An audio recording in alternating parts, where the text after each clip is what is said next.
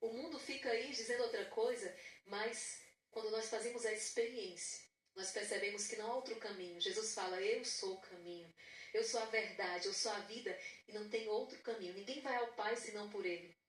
E Ele então institui a sua igreja para dar continuidade à obra de salvação. E por meio da igreja, então, nós temos acesso, né? Essa vida divina percorre os nossos membros, a nossa alma. Nós temos um nascimento, né? O nascimento natural. Mas Jesus fala, quem não nascer de novo, fala para Nicodemos, quem não nascer de novo, da água e do Espírito, não poderá entrar no reino de Deus. Existe um segundo nascimento. Essa vida divina, essa vida sobrenatural, essa vida na graça. Então, vamos lá. Mano Walter, Débora, vamos meio que começar do final. Vocês vão entender por que eu estou dizendo isso. Existia uma dificuldade, nós vamos tocar nisso aqui. Estão juntos há bastante tempo, mas não tinha o sacramento. Né? Havia uma situação que impedia de buscar o sacramento da confissão, de buscar o sacramento da Eucaristia, de buscar o sacramento do matrimônio. E por graça de Deus, essa situação foi sanada, esse pecado foi vencido, e hoje eles estão aqui para testemunhar a alegria, né, de terem retornado, de receberem o sacramento, a confissão, a Eucaristia, o matrimônio. Eu quero começar do final porque eu queria que vocês testemunhassem exatamente como vocês se encontram hoje, depois desse passo. Aí depois a gente volta para ver como é que tudo foi acontecendo. Mas para quem está em casa, dizer assim, nossa, eu também quero viver isso. Né? Eu também quero fazer essa experiência. Tem um caminho, o caminho da fé. Mas vamos tocar como é que hoje o Mano Walter e a Débora estão, porque nós temos imagens, não sei se de repente a irmã Maria Esperança puder colocar, nós temos fotos, está na mesa. Quando vocês receberam o sacramento do matrimônio, foi algo que tocou a todos e continua tocando até hoje. As pessoas que veem até mesmo uma foto, um vídeo, são tocadas porque a emoção que vocês trazem. Não era uma emoção de, ai, que festa linda. Não. Era algo tão interior, era algo tão íntimo. E até que bom que vocês podem partilhar com a gente isso. Mas havia algo muito mais profundo acontecendo ali. E eu queria exatamente que vocês pudessem partilhar essa experiência, né? Que foi buscar a igreja para receber esse sacramento do matrimônio e hoje ter esta união selada, abençoada por Deus. Verdade, irmã. Era tão desejado, né? Era tão desejado receber o corpo de Cristo, receber o Cristo vivo, né? Nós tínhamos tudo não. Nós tínhamos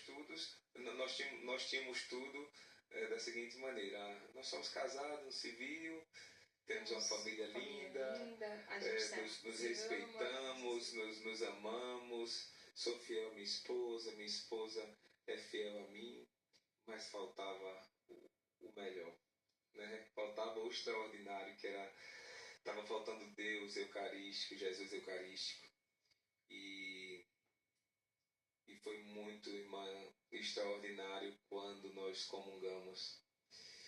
Foi assim, o céu, tenho certeza que o céu estava em festa nesse momento, porque eu senti algo inexplicável, né? Você receber Cristo. Meu Deus, eu tenho Cristo em mim, Cristo vivo. É sem explicação. É muito, muito bom, é maravilhoso. Eu sempre falo para as pessoas, não tem, valeu a pena. Todo o sacrifício, né, que nós vamos falar aqui, toda espera, né, meu amor?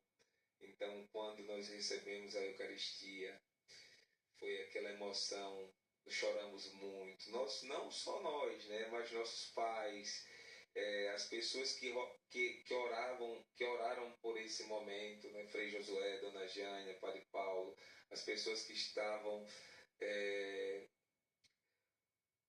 torcendo e rezando para que esse momento chegasse. Nós estávamos com saudade, nós estávamos com saudade de Cristo. Exatamente. Era um momento de plenitude. Eu lembro assim que quando o Padre Luiz Antônio ele veio entregar a Eucaristia para a gente, foi um momento de plenitude, assim, de entrega. E eu lembro que eu só falava assim, Deus me dê um coração misericordioso, semelhante ao seu, para que eu possa conduzir a minha vida, a minha família na sua maneira, do seu jeito. E a gente vem construindo isso, sabe, irmã, cada vez mais e levando para as pessoas a importância da gente receber Jesus Eucarístico. Porque é maravilhoso você estar ali em paz, você saber que você está no caminho, que você é batizado, que você se confessa, que você tem um matrimônio. Porque é você deixando Deus conduzir a sua vida, né? É vivendo realmente a plenitude. E isso é tão... quando a gente tem a consciência disso, isso é tão bom. Porque a nossa vida, ela ganha um outro patamar espiritual, assim. O relacionamento do casal, ele é diferente porque a gente passa a entender o propósito de Deus na vida do casal e na vida da família. É isso que eu ia trazer exatamente essa pergunta, né? Porque há 5 anos, mais ou menos 5 anos atrás, vocês tinham celebrado o casamento no civil, né? E houve uma festa, eu vi que vocês estavam muito felizes, era um passo, né?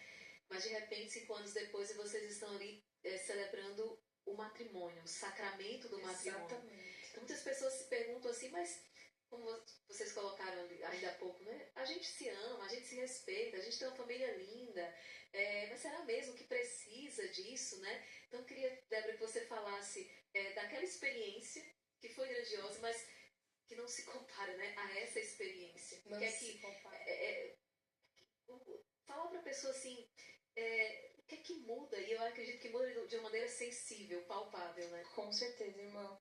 A gente fez uma festa linda lá em 2019 com todos os nossos amigos e familiares para celebrarmos a nossa união, né? Estávamos casadas e a gente queria externar isso. Mas ali naquele momento eu até digo que Deus, ele fez com que a gente esperasse um pouquinho para receber o matrimônio, para a gente ter a maturidade suficiente para receber o sacramento do matrimônio. Então foi lindo em 2019, mas não se compara o que a gente viveu no dia 13 de novembro de 2024. Porque tivemos as dificuldades, mas eu falo assim, não é no tempo que a gente quer. A gente fala assim, ai Deus, eu quero, mas não, é no tempo que Ele prepara para nós. E quando a gente passa a entender a espera de Deus em nossa vida, tudo tem um significado ainda mais relevante. Então a gente foi construindo cada vez mais a nossa fé, nos preparando de corpo e alma para receber o sacramento do matrimônio. Então, assim, naquele dia, no nosso casamento, eu e Walter, a gente estava entregue a Jesus. Era vivendo realmente aquele dia, aquele momento, não importava quem ia tocar depois, qual era a comida depois, não, porque o nosso objetivo era viver o matrimônio, era estar ali, na igreja, perante a Jesus Cristo, a Nossa Senhora, a nossa família e testemunhar o amor de Deus sobre a nossa vida. Então, assim, eu falo hoje, a Débora de lá atrás, ela não ia ter essa consciência que ela tem hoje. E eu falo, meu Deus, é tão bom você entregar sua vida a Jesus no momento do matrimônio. Porque eu sinto que às vezes as pessoas deixam o matrimônio na igreja um segundo plano, né? Pensar na festa, nisso, mas o mais importante não é na festa. Lógico, a gente vai celebrar com os nossos amigos, mas o mais importante é você estar ali entregando a sua vida a Jesus e dizendo sim, eu quero viver na vida eterna ao lado de uma pessoa que foi presente de Deus em nossas vidas. Que inclusive é o que está escrito nas nossas alianças, meu presente de Deus. É verdade, e tem todo um... Na verdade, hoje nós somos completos, né? Faltava, não... Hoje vocês são uma só carne. Exatamente, faltava, era... Nossa, a irmã perguntando qual a diferença. Hoje, irmã, a nossa vida é completamente diferente, né? Como eu falei, você tem Jesus, você tem tudo, né? Todo mundo tem problemas, todo mundo tem, mas quando a gente tem Jesus, a gente resolve os problemas com mais... O Deus dá o discernimento, Deus dá a sabedoria. Então você tem Jesus, você tem tudo. E era o que eu buscava, né? Era o que eu buscava, era ter Jesus Eucarístico. Então, assim, quando eu recebi Jesus Eucarístico, nosso casamento, nosso matrimônio, eu disse, agora sim. Agora eu estou pronto, estou revestido para o que deve é, porque eu tenho Deus. Se eu tenho Deus, eu tenho tudo. Vocês lutaram por isso, né? Lutaram por isso. Dentro desse comentário, Mano Walter, eu acredito que é algo que você toca muito também na realidade que você está inserido, né? Casal, jovem, de certa maneira, podemos dizer assim que são bastante conhecidos, têm, entre aspas, fama, têm condições, têm dinheiro e etc, etc. E com certeza toca muito essa realidade, as pessoas dizendo assim, mas eu também aceito Jesus, eu também quero estar com Deus, mas eu não acho que eu preciso estar dentro de uma igreja, não é? Eu posso tocar Deus aonde eu estiver, por que eu tenho que me submeter a este caminho? Eu tenho o meu caminho para encontrar Deus, claro, a gente respeita todos, né? Mas dentro do seu testemunho, assim, dessa fé cristã, assim, dizer, não, existe, essa é a fé da igreja, né? Eu quero viver esta fé, eu quero viver a vida sacramental, eu quero participar da Santa Missa, eu quero educar os meus filhos na fé. Existe uma verdade, ela não é subjetiva, existe uma verdade, a verdade é Jesus. Fala um pouco sobre isso. Verdade, não. Eu já venho de uma família de pessoas que frequentam a igreja desde criança. Minha mãe é ministra da Eucaristia. Então eu sempre vivi, né, sempre fui à igreja, sempre frequentei, sempre fui à missa. E quando a gente vai à missa, a gente vai ouvir a palavra de Deus, a gente vai ouvir o caminho. Quando eu falo, como a irmã falou, tem pessoas que, não, mas eu vejo Deus mas está aqui a palavra, né, que nós devemos seguir. Isso aqui é para a nossa vida.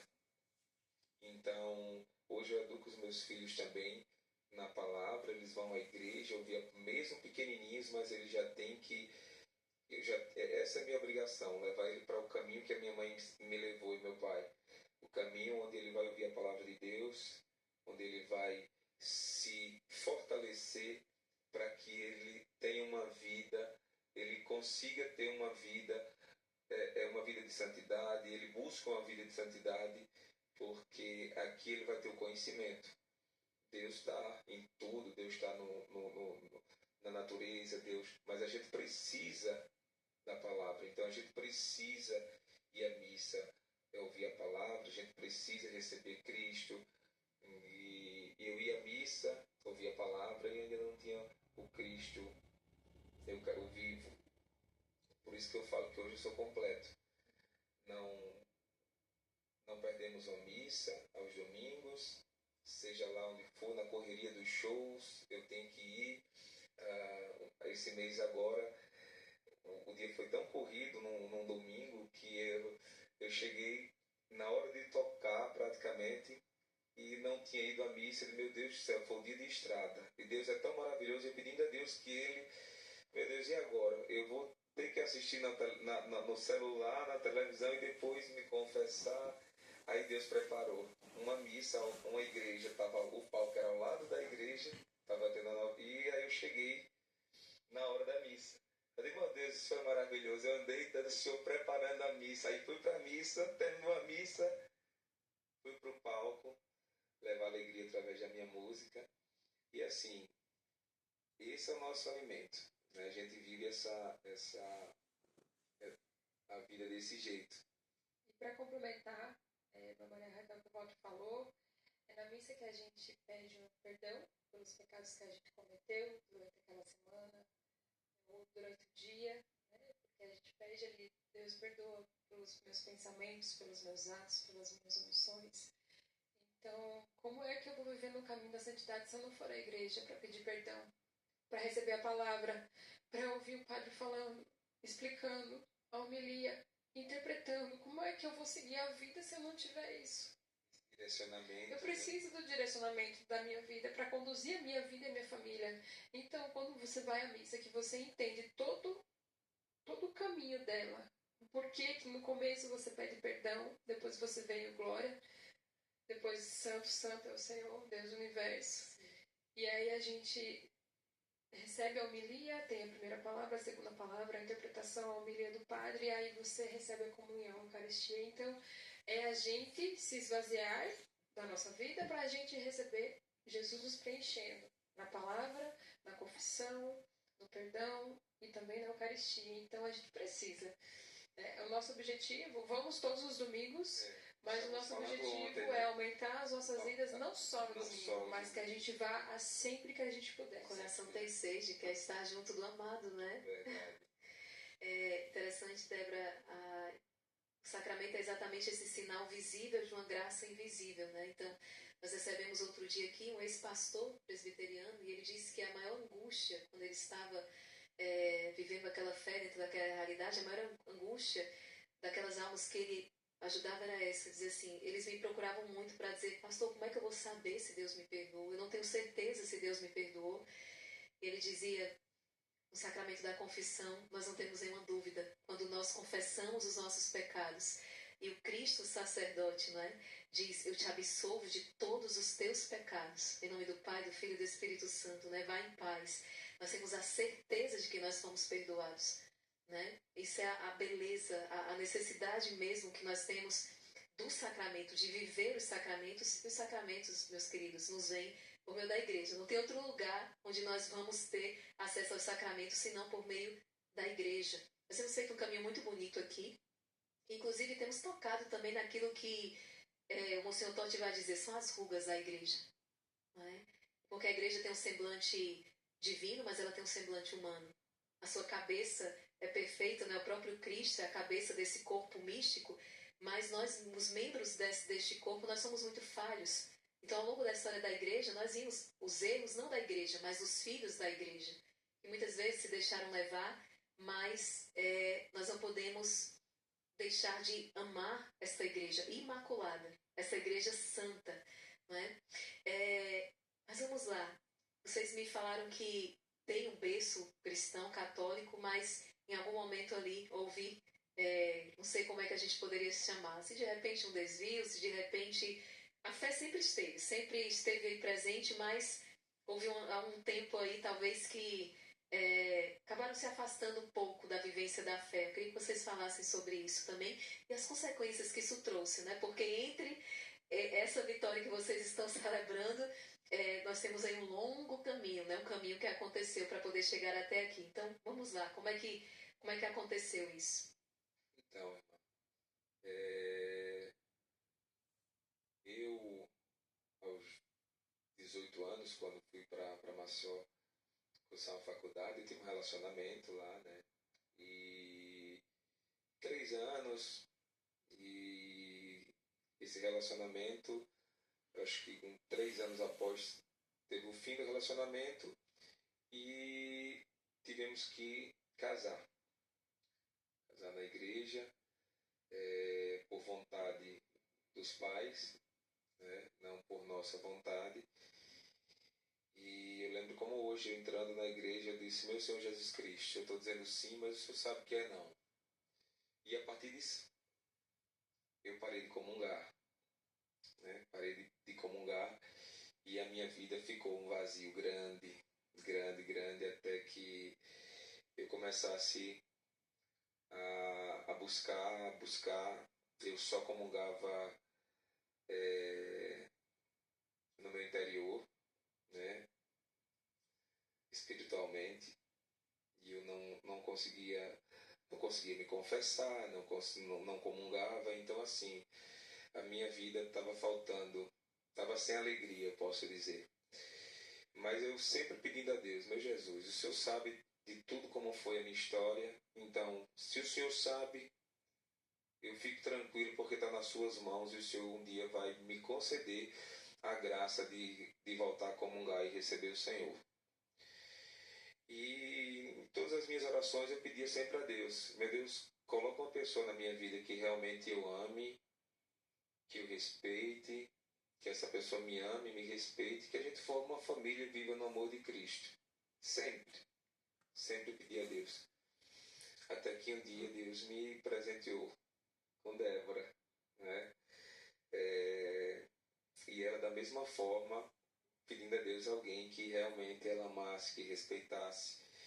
E assim, eu morando em Alagoas, Débora em Santa Catarina, a gente não tinha amigos em comum, não tinha nem como se conhecer. Na verdade, fui nas redes sociais, uma coisa, eu vi uma foto da Débora, disse, meu Deus do céu, e achei assim, posso dizer que amor à primeira vista, foi coisa de Deus.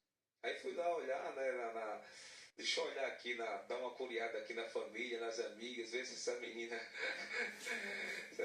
é bacana mesmo e tal, e se não é... Sempre fazia, né, a minha vontade, né? E aí, cada vez mais, Deus me mostrando que era ela, né? E começamos a namorar e começou a luta de resolver a situação para poder contrair o matrimônio.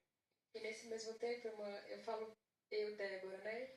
Eu cresci também, sendo católica, batizada, mas eu também não tinha entendimento ainda do que Deus queria para minha vida. E foi através do meu marido que eu comecei a ter mais intimidade com Deus. E eu sempre falo isso, que eu sou muito grata a Ele, porque Ele foi me mostrando diariamente como a gente precisava ter Deus em nossa vida, inteiramente. Ter intimidade com Ele. E eu lembro que eu me surpreendi muito nas primeiras vezes que a gente estava juntos, que ele rezava o terço. Eu falava, nossa, é difícil. Realmente, você vê um homem rezando o terço? Né? Porque muito tempo atrás as pessoas achavam, ai, pra que rezar o terço? Né? Ainda mais uma figura masculina rezando o terço. Então aquilo me chamou a atenção e eu falei, acho que Deus está falando comigo. Deus está me chamando também. E ele, na sua singeleza, ele foi me chamando naturalmente, vamos rezar o texto, meu amor, vamos contemplar. E aí, desde então, ele foi me trazendo cada vez mais para próximo de Deus. Eu falo, o Walter é muito importante na minha conversão, porque ele me trouxe isso. E juntos, fomos buscando cada vez mais essa intimidade com Deus, para que a gente também pudesse receber de forma plena Deus em nossa vida. E nós já temos aqui vários tópicos aqui para a gente refletir.